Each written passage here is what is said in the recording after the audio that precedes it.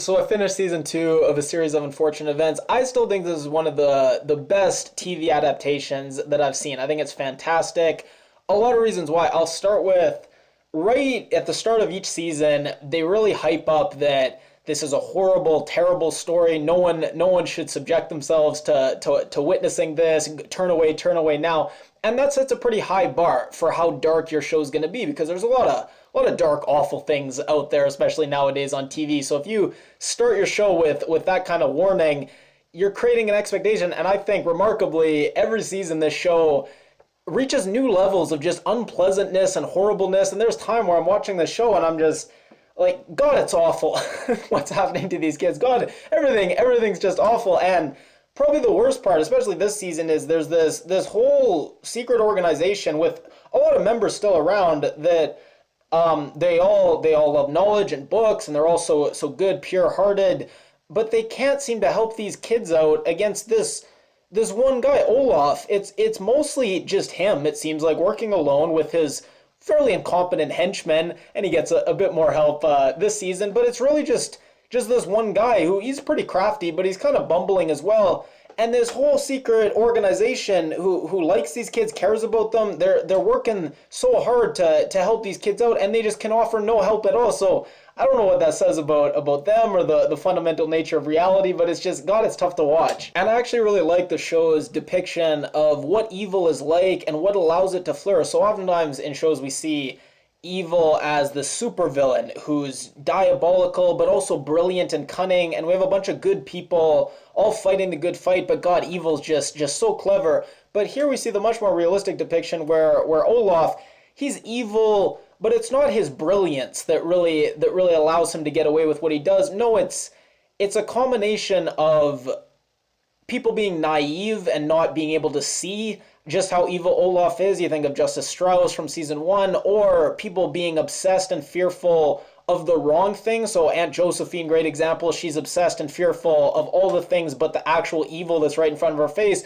People who are so obsessed with rules and other things that don't matter. Poe, there's this great quote from season 1 where he's like, "Oh, I don't have time to learn. The banking day's begun."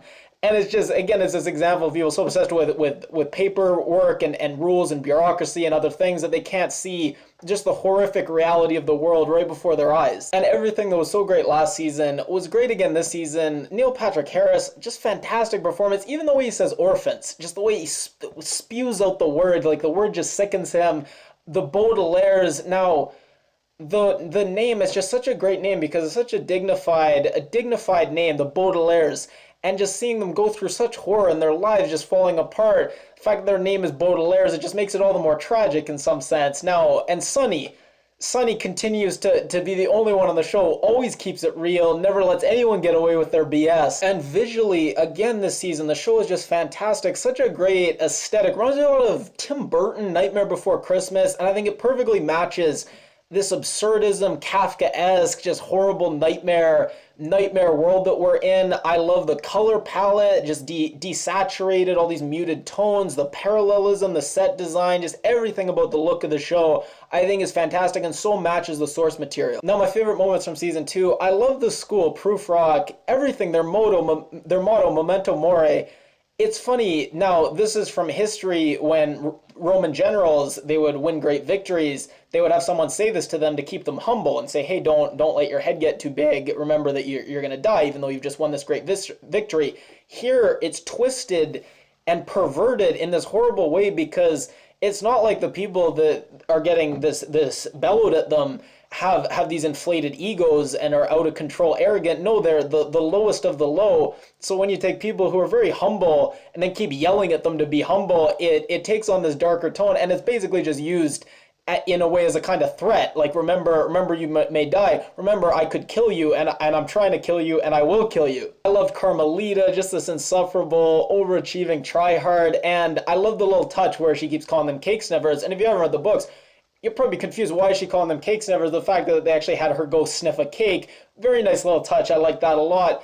The horrible head of the school, I loved how his name's Nero, because it's a reference to, fiddling while Rome burns, and you just see him just just playing his instrument, just in his own little world, his own little delusional world, where he's this great musician, while Olaf just takes over his school. And then I love the portrayal of what classes were actually like at the school, because oftentimes your image of what school is like is it's you learning a bunch of stuff that you don't see why it matters. It seems completely arbitrary and irrelevant to you, but somebody, I guess, in this case, I guess it's the teacher, thinks that this is important and you need to learn it.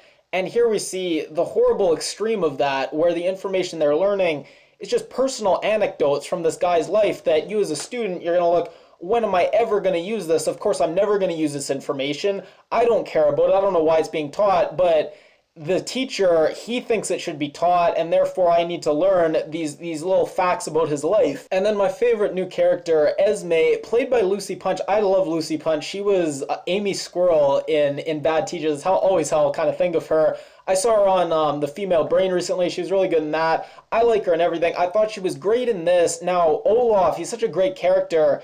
To find someone to match him and for them to really be a good pair, I think is tough. But I think they nailed it. She was so delightfully and scarily evil. I think she matched Olaf perfectly. I love how they introduced her as just this vapid socialite, would drink fish water if someone told her it was in and trendy. So she was a great character. I loved them together all the time, but I especially loved when they were at the town acting as the police force, and she's this sexy Nazi cop, and he's this horrible, reminds me of like a 70s hippie / porn producer, like sleazy with the pink alligator jacket and the kind of Fonzie age, just live and let live. There was some great meta humor this season. You can't stop us, we're the Deus Ex Machina. And the signpost that the sign says literally more other places. Just that kind of breaking the fourth wall kind of humor. Even how it ended with the literal cliffhanger of the figurative concept of a cliffhanger. Now, as far as mythology, we learn a bit more of the mystery. We learn who took the sugar bowl from the hospital. Now,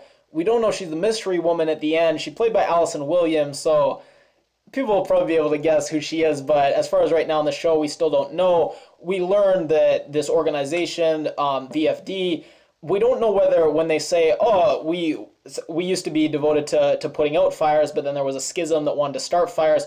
We don't know if they're talking about literal fires or if it's some kind of metaphor. We realize that almost every character that we've been introduced so far is a part of this organization, and we learned that the person narrating, Patrick Warburton, we learned that his brother was the guy who we see get arrested in that town and then die. So very interesting. I don't know if we're gonna have Patrick Warburton, who's the narrator, Lemony Snicket. I don't know if we're gonna actually see him in the character, interacting with the Baudelaires next season, or if he's always gonna remain as this narrator figure in the background. And then we hear that there was a survivor of the fire. Now the Baudelaires, they immediately assume that the fire that's being talked about is the fire that killed their parents, so they think there's a survivor of that fire. We then find out that's not true, and there was no survivor of that fire. But I still think there's a survivor of a different fire. So there's only one other fire that really we've heard about in the show. So maybe it's that one, maybe it's not. And then we get some backstory on Olaf. We see him looking at this thing, and it says, "To Beatrice, you broke my heart, and then I had to stop yours." So Beatrice is the Mama Baudelaire. So it seems like Olaf was in love with her.